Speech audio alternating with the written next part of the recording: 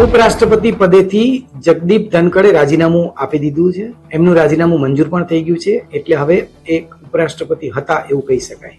એમની રાજકીય તંદુરસ્તી બગડી કે એમણે ભાજપની રાજકીય તંદુરસ્તી બગાડી એ તો હવે આવનારો સમય કહેશે. પણ આજે આપણે વાત કરીએ જગદીપ ધનખડ અને એમની સાથે જોડાયેલા વિવાદની. પણ પહેલા આ સાંભળો.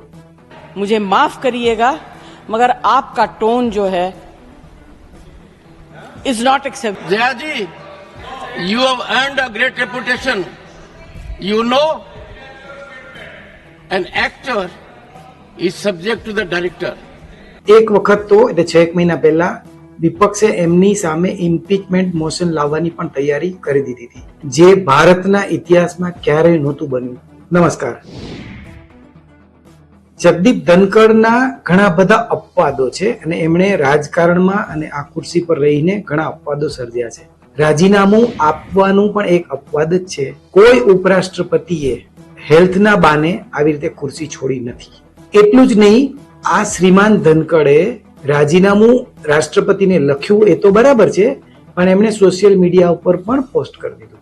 હવે આ આખી વાતની ક્રોનોલોજી સમજો કે એવું થયું શું કે એમણે અચાનક રાજીનામું આપ્યું. રાજ્યસભામાં બોલતી વખતે નડ્ડાએ એમનું અપમાન કરી નાખ્યું, એવો એક મુદ્દો છે.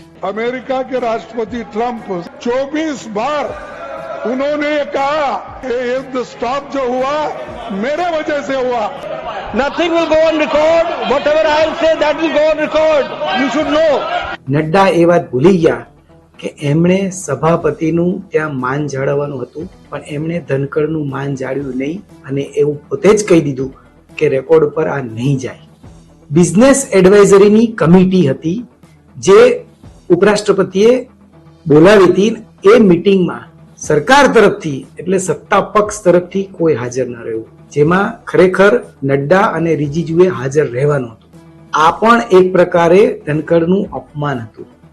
સાંજે 7 વાગે નરેન્દ્ર મોદીની એના વડપણ હેઠળ એક મીટિંગ બોલાવવામાં આવી સંસદના વડાપ્રધાનના. આખો વિડિયો જોવા માટે ડાઉનલોડ કરો દિવ્ય ભાસ્કર એપ.